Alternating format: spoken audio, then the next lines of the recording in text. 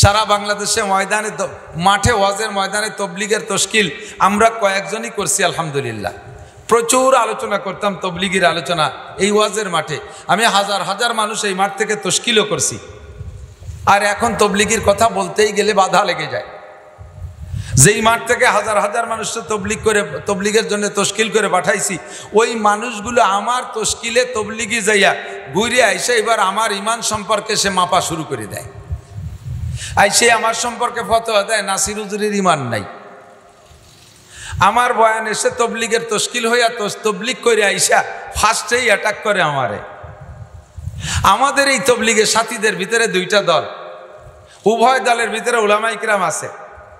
একটা দলের ভিতরে আলেম উলামা বেশি, আর একটা দলের ভিতরে আলেম উলামা কম। তো যে দলের ভিতরেই যারা থাকুক না কেন, আলেম নেই সাথে, তারপরও তারা তাদের দলকে হক বলে জানে। উলামাই কিরাম যেই দলের সাথে প্রচুর হাজার হাজার লক্ষ লক্ষ উলামাই কিরাম, এই দলটাকে তারা বাতিল বলে মনে করে। আছে না নাই কথা বলে? এদের সম্পর্কে তারা সমালোচনা করে। এতটুক বিবেচনার ভিতরে আনে না। আমি তবলিগ চিনেছি আলেমদের মাধ্যমে। তবলিগের কার্যক্রম শুরু হয়েছে উলামাই কিরামের মাধ্যমে। হযরত মাওলানা ইলিয়াস সাহেব রহমাতুল্লাহ আলাইহি আলেম, কোনো ডাক্তার, ইঞ্জিনিয়ার, কোনো মাস্টার, প্রফেসর, কোনো পুলিশ রিটায়ার্ড, আর্মি রিটায়ার্ড, এরা তবলিগি কার্যক্রম আবিষ্কার করে নাই। এরে করেছে উলামাই কিরামরাই।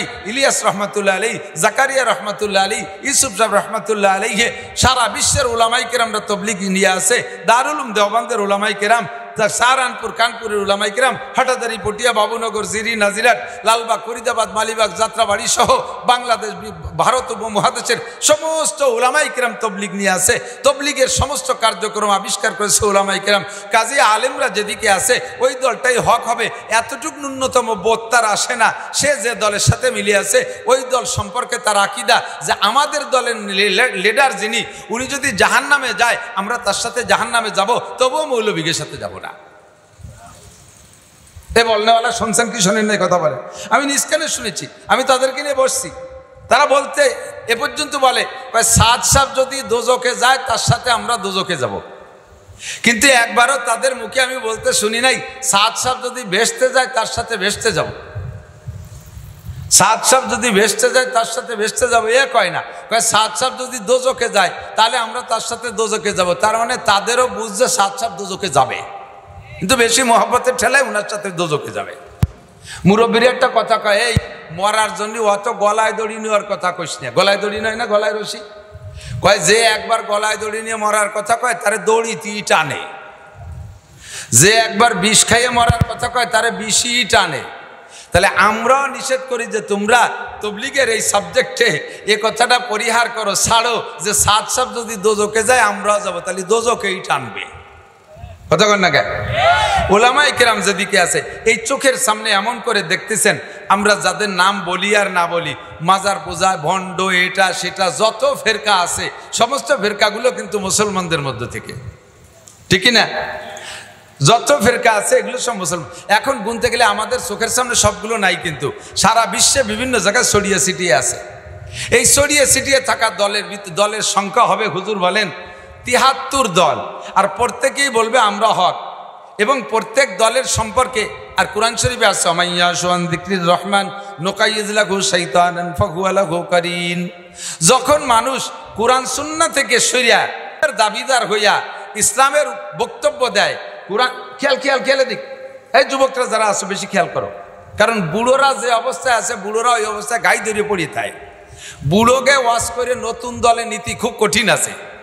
যারা কিয়াম করছে জীবন ভরে, একে যদি কিয়ামের বিপক্ষে বলি, কয় বাবা কিয়াম করতে করতে আমার আব্বা মরছে, দাদা মরছে, আমিও বুড়ো হয়ে গেছি, আর বুড়োকালের কিয়াম ছাড়ার কায়দা নাই, তোরা যা করিস করে বেড়াইকে খামি দিয়ে পড়িয়ে থাকে, নড়তেই চায় না। যুবকদেরকে দ্রুত দলচ্যুত করা সহজ হয়, যুবকদেরকে দলে নেওয়া সহজ হয়, যার কারণে যুবকদের পিছনে ওরা মেহনত করতেছে। আমিও যুবকদেরকে বলি এই ৭৩ দলের ভিতরে প্রত্যেক যে যখন আসে, এদিক খেয়াল করেন, সেই বক্তব্য দেয়। আর কোরআন আর হাদিসকে বাদ দিয়ে যখন ইসলামী বক্তব্য কেউ দিতে থাকে ইসলামের নাম নিয়ে, তখন তার সাথে সহযোগিতা করে মিস্টার ইবলিস। বলেন মিস্টার ইবলিস।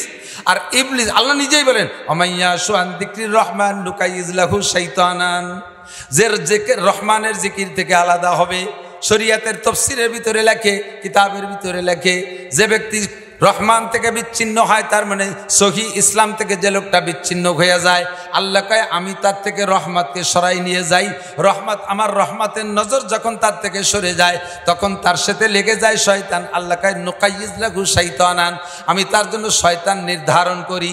তার মানে শয়তানকে আমি লীলাই দেই তা না, শয়তান নিজেই তার পিছে লীলে যায়। আর এমন এমন আজীব আজীব বক্তব্য তার মুখ দিয়ে বের করে, এমন এমন আজীব আজীব যুক্তি তার জবান দিয়ে বের করে, এমন এমন আশ্চর্য আশ্চর্য প্রশ্ন তাকে দিয়ে ইসলামের উপরে করায়, যার প্রশ্ন সাধারণ উলামায়ে কিরামের দিয়ে কঠিন হয়ে যায়, এমন আজীব আজীব প্রশ্ন তাকে দিয়ে করায়, এমন নতুন নতুন কথা তাকে দিয়ে আবিষ্কার করায় দেয়, শয়তান এগুলো করায়। আর এভাবেই দলের সৃষ্টি হয়। আর যে যে দল নিয়ে আসে তার সেই দলটাই পছন্দ হয়, ভালো লাগে। তো হুজুর আলাইহিস সালামকে সাহাবায়ে কিরাম বললেন, হুজুর এই মুহূর্তে আমরা কি করতে পারি? যে সময় বহু দল আসবে, তবলিগের ভিতরে 3-4 দল, মাদ্রাসার মধ্যে 3-4 দল, তারপরে হাদিসওয়ালাদের মধ্যে 3-4 দল, কুরআনওয়ালাদের মধ্যে 3-4 দল, বিভিন্ন দল আসবে।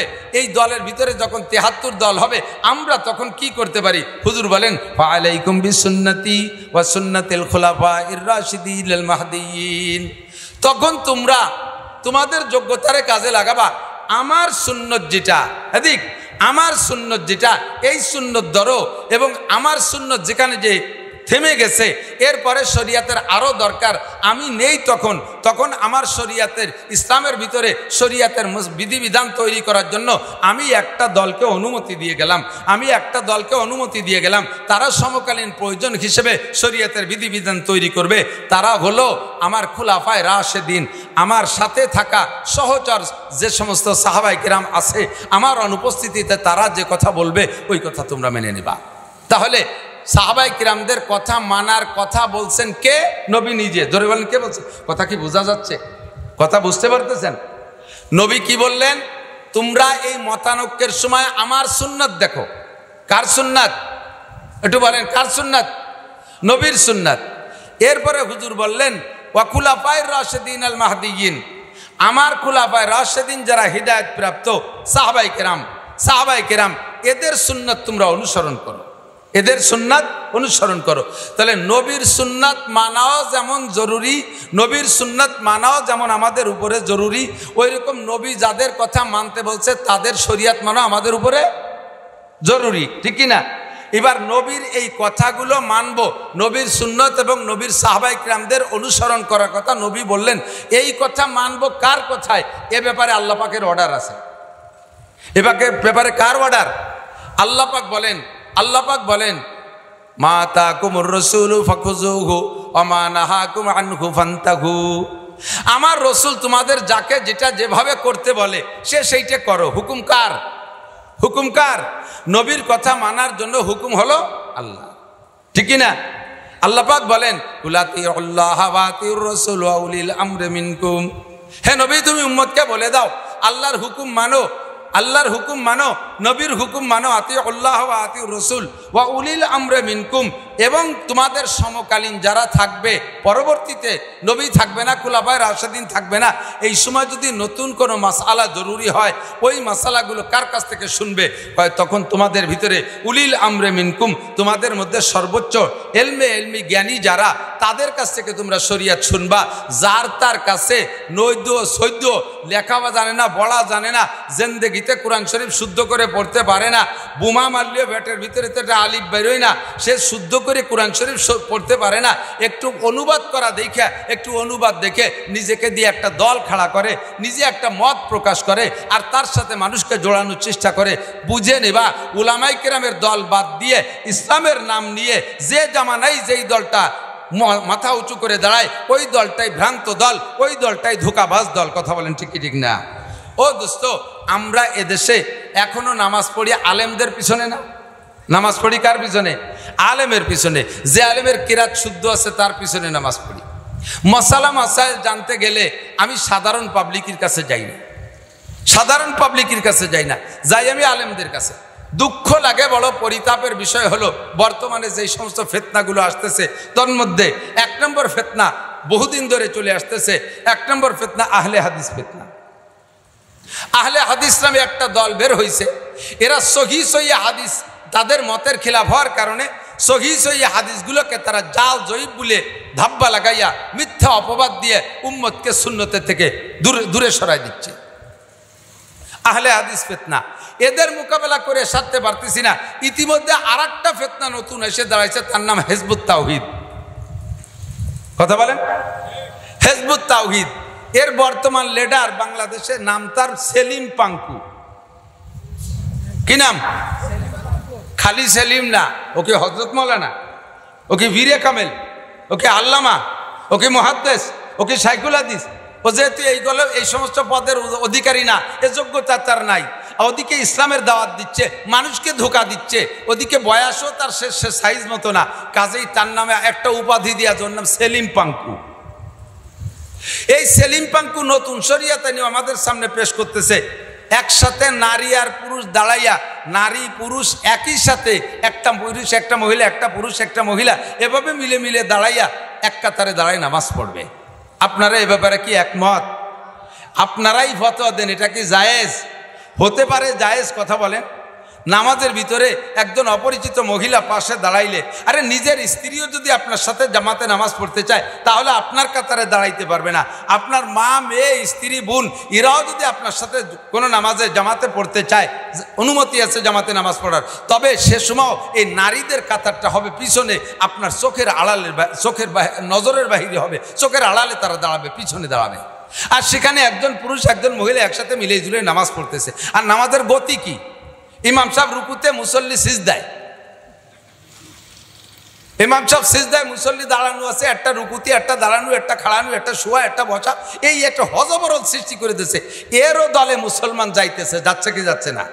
হাজার হাজার মুসলমান এই হিজবুত তাওহীদের পক্ষে। আমি শেষমেশ বলবো একটা কথা, এদিক তাকান, এদিক তাকান। জিন্দেগি ভরে নামাজ পড়ছে আহলে হাদিস ভাই, বর্তমানে নিউ আহলে হাদিস।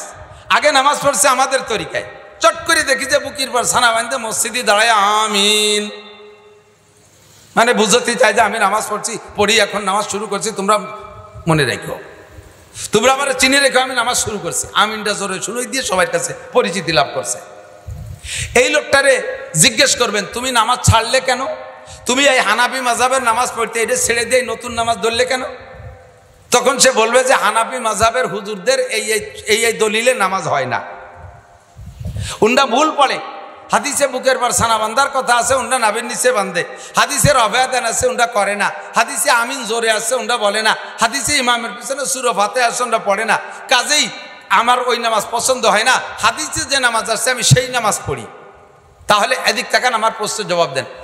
যদি এই লোকটা আগের নামাজ ছেড়ে দেয় তাহলে প্রমাণ কি? সে আগে যে নামাজ পড়ছে ওই নামাজ হয় না, ওই নামাজ ভুল, নাকি বলেন?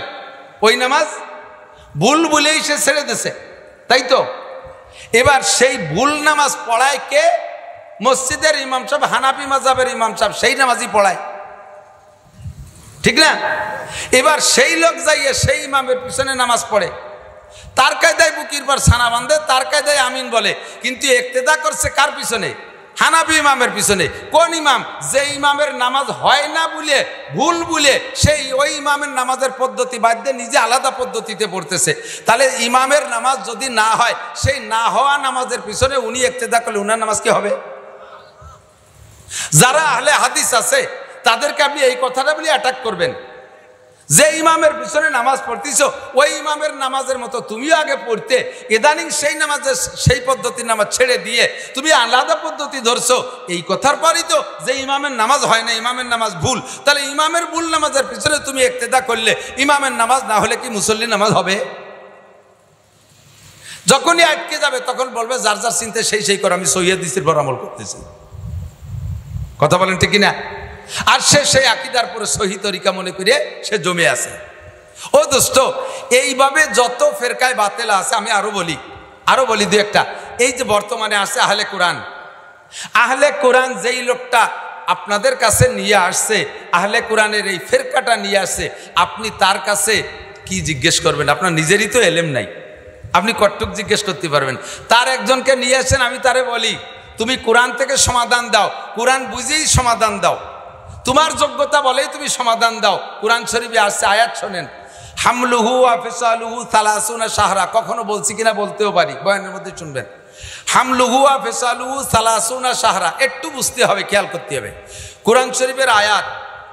আপনি এই আহলে কোরআনের যেই লোকটা কোরআন ভক্ত, হাদিস শুনবে না, উলামায়ে কিরামের বয়ান শুনবে না, ইমাম আবু হানিফা, শাফি, আহমদ, মালিকের কথা শুনবে না, নিজেই কোরআন থেকে শরীয়তকে বের করে সে আমল করবে, ওই লোকটার কাছে আপনি এই আয়াতের তর্জমাটা এবং এর থেকে কি মাসালা বের হয়েছে একটু জিজ্ঞেস করেন। আয়াতটা মনে রাখবেন, ওয়া হামলুহু ওয়া ফিসালুহু সালাসুনা শাহরা, একটা আয়াত। যদি এটা মনে না থাকে তাহলে আপনি বলবেন, ইযা কুনতুম ইলাস সালাতি ফাগসিলু উজুহাকুম ওয়া আইদিকুম ইলাল মারাফিক ওয়ামসাহু বিরুসিকুম ওয়া আরজুলাকুম ইলাল কাবাইন। এই আয়াতের ভিতরে আল্লাহ তাআলা ওযু বলেছেন, ওযুর পরিমাণ বলেছেন, কোন অঙ্গ কতটুক ধুইতে হবে। তুমি এই আয়াতের থেকে কোরআন তো তুমি কোরআন বলা, কোরআন বোঝো, এই আয়াতের থেকে তুমি ওযুটার মাপ বলে দাও যে হাত কতটুক দেবো, মুখ কতটুক ধৌত করব, আমি মাথা কতটুক মসে করব, পাও কতটুক মসে করব। তুমি এই আয়াতের তরজমা থেকে আমাকে বের করে দেখাও, তুমি তাহলে কোরআন। ইনশাআল্লাহ আপনাকে দুঃখা দিয়ে বুঝাই দিতে পারে, ডেকে নিয়ে আসবেন আমাদের কাছে।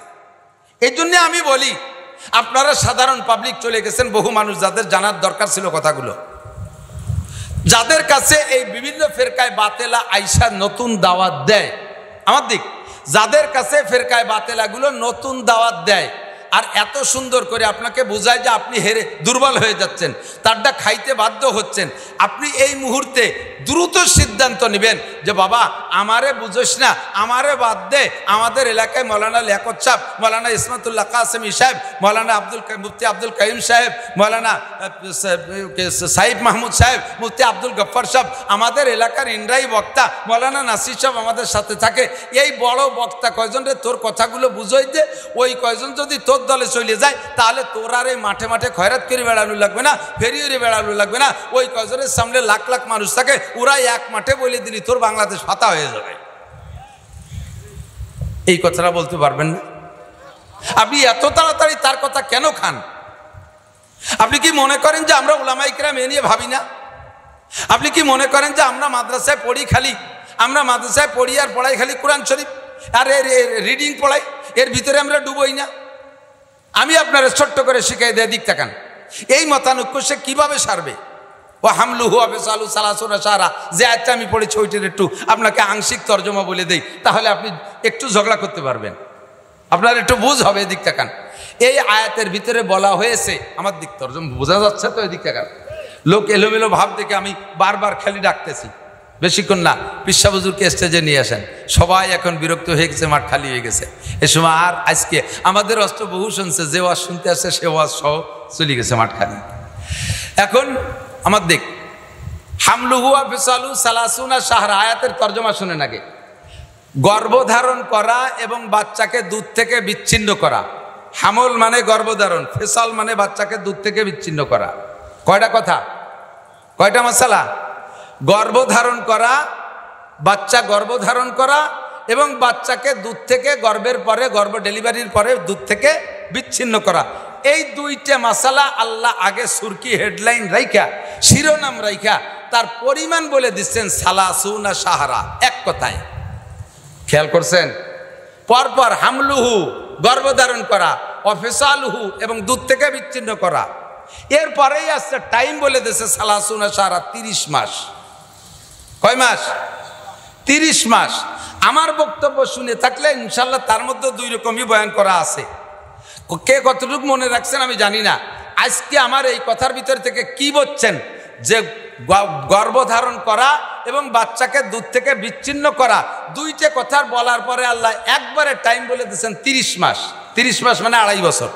30 মাস মানে, এবার আপনারা ফতোয়া দেন, আহলে কোরআন আপনি ফতোয়া দেন, এই 30 মাস কি প্রত্যেকটা এক একটার জন্য যে গর্ভধারণও করবে 30 মাস আর দুধও খাবে 30 মাস এরকম, নাকি দুইটা মিলে 30 মাস? বোঝে নাই রে, একটু ক্লাসের মতো বুঝতে হবে বাবা।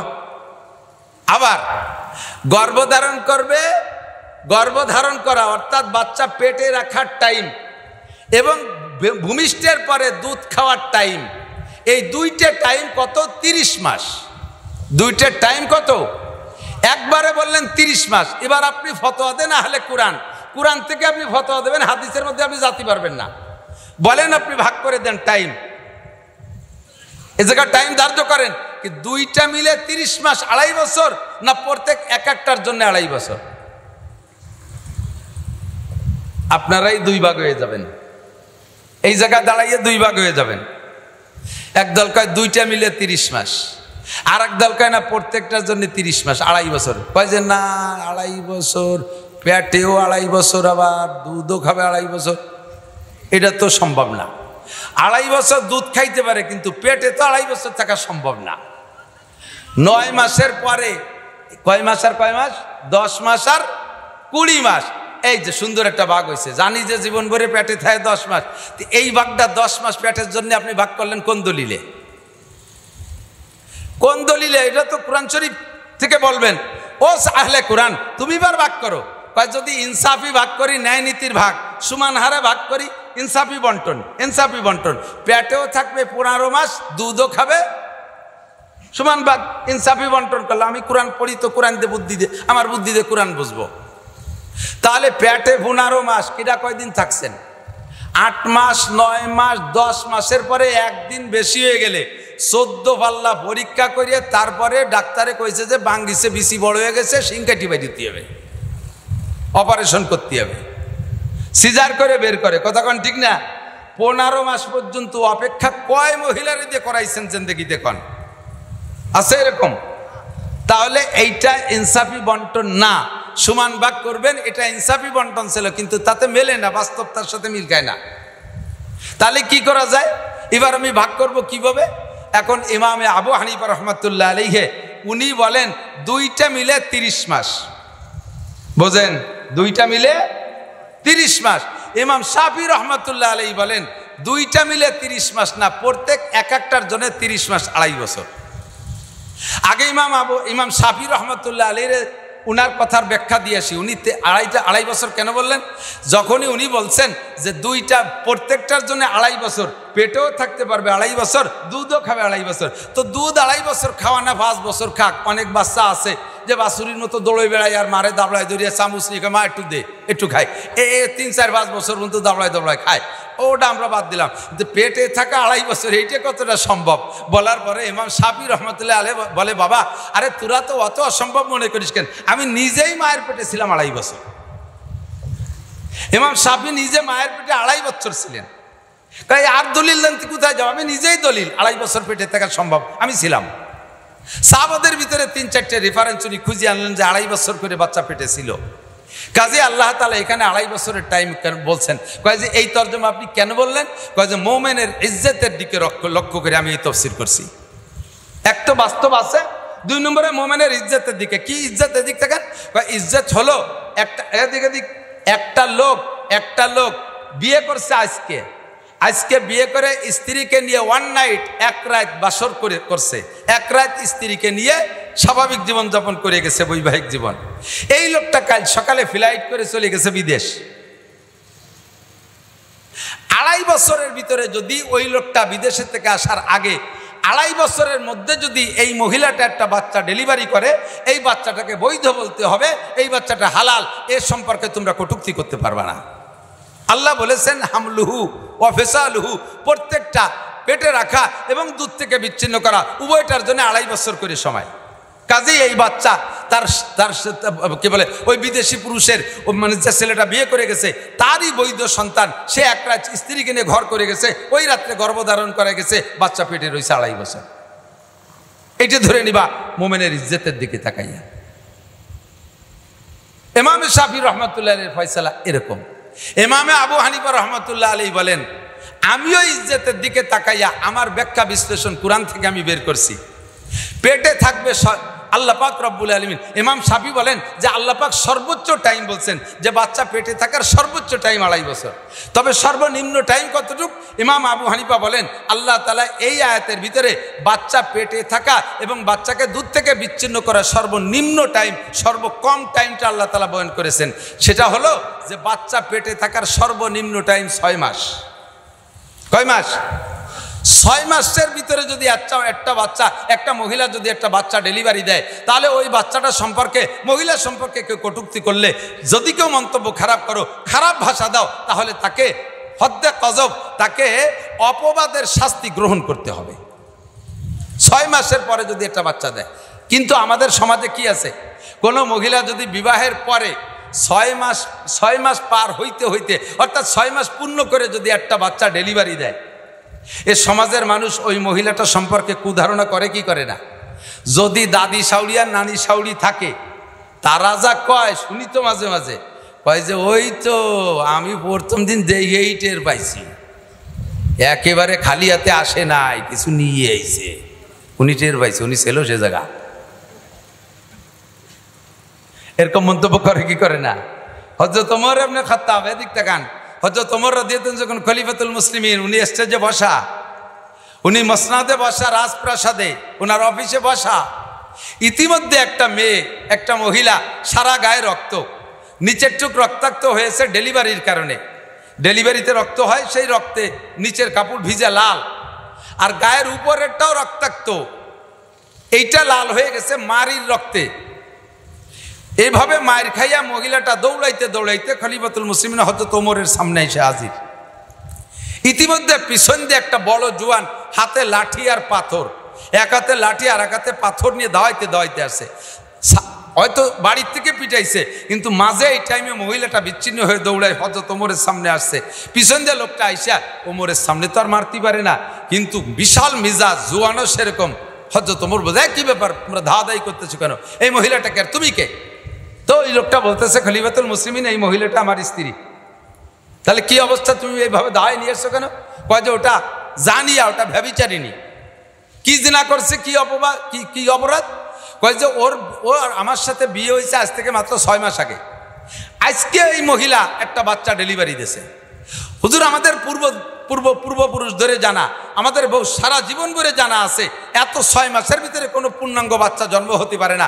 নিশ্চয়ই ওর বাপের বাড়ির থেকে আমার সাথে বিয়ের আগে কোথাও সে অন্যায় করিয়া, খারাপ মানে আচরণ করে, জিনা করে গর্ভধারণ করে আসছে। সেই গর্ভে জিনার বাচ্চা আজকে আমার বাড়ি ডেলিভারি দিয়েছে। ওইটা জানিয়া ওটা ব্যভিচারিণী, এই জন্য আমি পিটাইছি, বাকি দৌড়ে আসছে আপনার কাছে মামলা থাকো, তার বিচার করেন।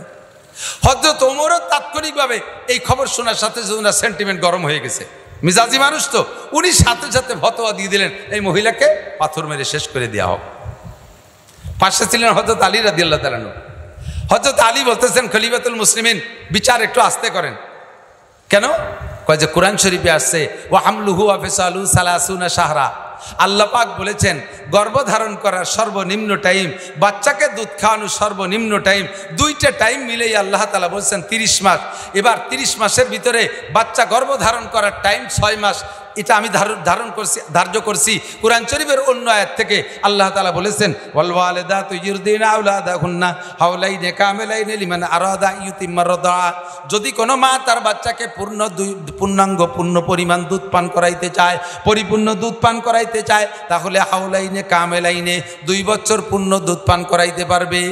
দুধ পান করানোর জন্য কোরআন শরীফের অন্য আয়াতের দ্বারা আল্লাহ তাআলা 2 বছরকে ভাগ করে নিয়ে গেছেন, অর্থাৎ 24 মাস। কয় মাস? 24 মাস। দুধ খাওয়ানোর জন্য যদি 24 মাস চলে যায়, তাহলে পেটে থাকার টাইম থাকে কয় মাস? 6 মাস। কাজী এই মেয়েটা 6 মাস পরে যেহেতু বাচ্চা ডেলিভারি দিয়েছে, আল্লাহর কোরআনে তারে বৈধ সন্তান ঘোষণা দিয়েছে। ও খলিফাতুল মুসলিমিন, আপনি এই মেয়েটাকে কেন পাথর মারি মারবেন? হযরত ওমর রাদিয়াল্লাহু আনহু চেপে গেছে, হযরত আলীর ফতোয়ায় থামিয়ে গেছে। উনি সাথে সাথে বললেন, লাউলা আলীউন লাহালাকা ওমর, আজকে যদি আমার পাশে আলী না থাকতো, তাহলে আমি ওমর এই ভুল ফয়সালা দিয়া আমি আজকে ধ্বংস হয়ে যেতাম। একটা নিরপরাধী মহিলাকে মারিয়ে দিয়ে আমি কিয়ামতে কাঠগড়ায় দাঁড়াইতাম। তো দোস্ত, হযরত ইমাম শাফি রাহমাতুল্লাহ আলাইহি উনি যে মাসালা বলেছেন, সে মাসালায় ওনার বুদ্ধিমতে সেটাও সহি। আবার হযরত আবু হানিফা রাহমাতুল্লাহ যেটা বলেছেন কোরআন থেকে, এটাও সহি। এবার তুমি আহলে কোরআন, জীবনে কোনোদিন কোরআন শরীফ শুদ্ধ করে পড়তে পারো না, তুমি কোরআন শরীফের ভিতরে ডুবাইয়া এই সমস্ত ক্রিটিক্যাল মাসালাগুলো কিভাবে তুমি বের করতে পারবা? আমার দিক তাকান, কোরআন শরীফে আসছে ওযুর মাসালা, যেটা আমি আয়াত পড়ছি, এটা বলে আমি শেষ করে দেব। ওযুর মাসালা, আপনি অজুতে হাত ধোবেন কতটুক? ইজা কুমতুম ইলা সালাত ফাগসিলু উজুহাকুম, উসুলুস শাসির ভিতরে মাদ্রাসার ছাত্ররা যারা উসুলুস শাসি পড়ছে তারা এ নিয়ে অনেক সুন্দর পড়াশোনা করে, নুরুল আনোয়ার আলারা পড়াশোনা করে। আমি আপনাদেরকে সাধারণ পাবলিকদেরকে একটু বলিয়ে দিক দেখান। কোরআন শরীফে আসছে ইজা কুনতুম ইলা সালাত ফাগসিলু উজুহাকুম, তোমাদের মুখ দাও। মুখ ধুতে হবে না, উযু তো ফরজ। ফাগসিলু উজুহাকুম ওয়া আইদিয়াকুম, হাত দাও, হাত দাও। কতটুক? ইলাল মারাফিক, এই কেনুকে বলা হয় মারাফিক, মিরফাক, মারাফিক পর্যন্ত ধো। আমার দিক একটু বুঝতে হবে বাপ, একটু বুঝতে হবে। আপনারা আহলে কোরআন আলারা সে ধোঁকা দিয়া 3 ওয়াক্ত নামাজ পড়াইতে চায়, 3 ওয়াক্ত নামাজ পড়াইতে চায়। আয়াতের দলিল দেয় কি কইয়া, কি করে দলিল দেয়? তারা দলিল বলে ওয়াকিমিস সালাত তারাফাইন নাহার ওয়া যুলাফাম মিনাল লাইল, নামাজ পড়ো দিনের 2 ভাগে রাতের 1 অংশে, তাহলে 3 ওয়াক্ত হইছে।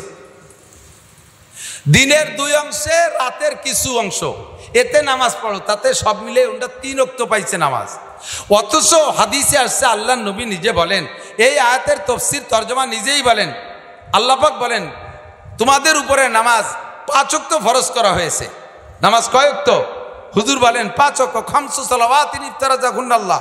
হাদিসে ইমামতে জিব্রাইলের মধ্যে আসছে, হুজুর বলেন আম্মা মানে জিব্রাইল ইয়ামাইন, জিব্রাইল আমরা 2 দিন ইমামতি করে নামাজের শিক্ষা দিয়ে গেছে, এবং 2 দিনের ইমামতি 5 ওয়াক্ত নামাজের শিক্ষা দিয়েছে, ফজর, জোহর, আসর, মাগরিব, ইশা।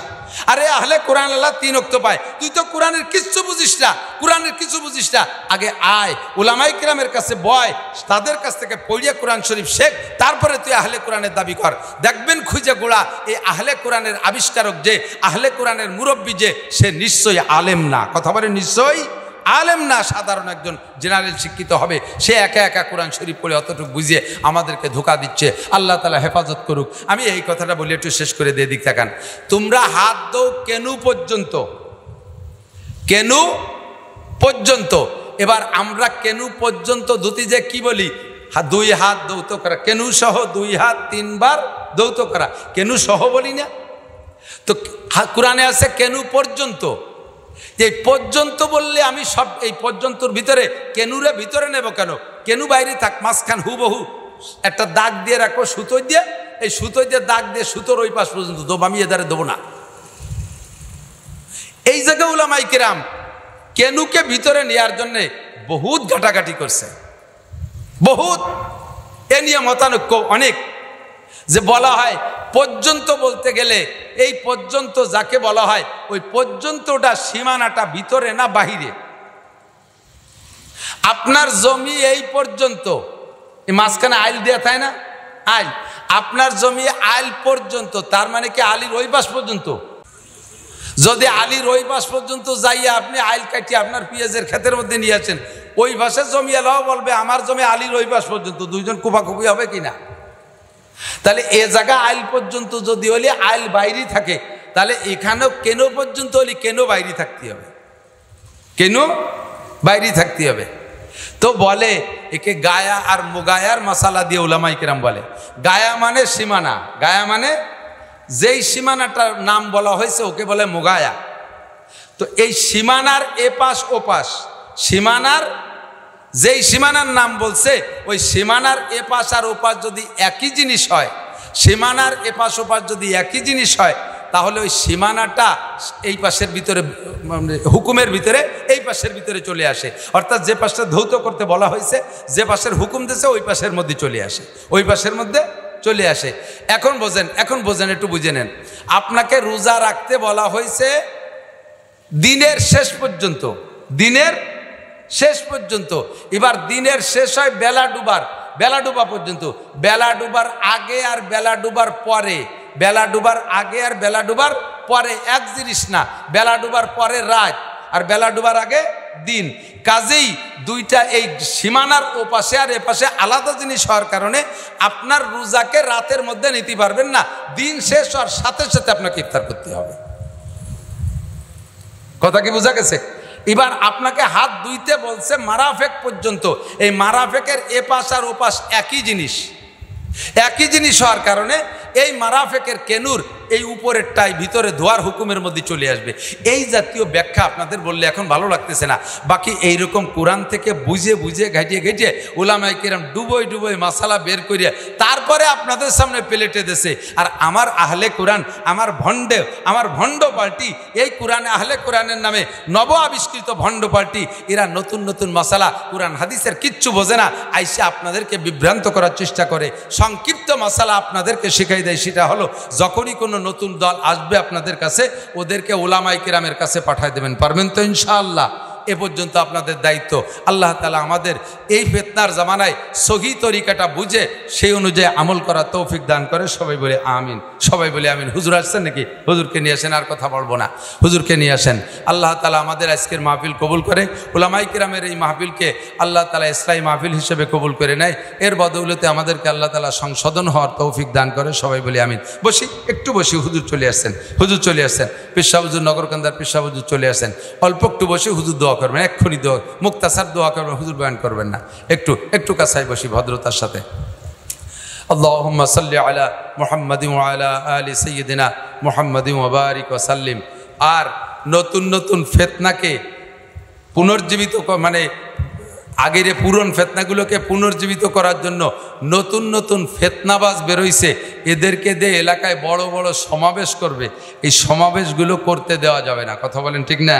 এই সমাবেশগুলো করলে এলাকার উপরে ফিতনা আরও প্রভাব বিস্তার লাভ করবে।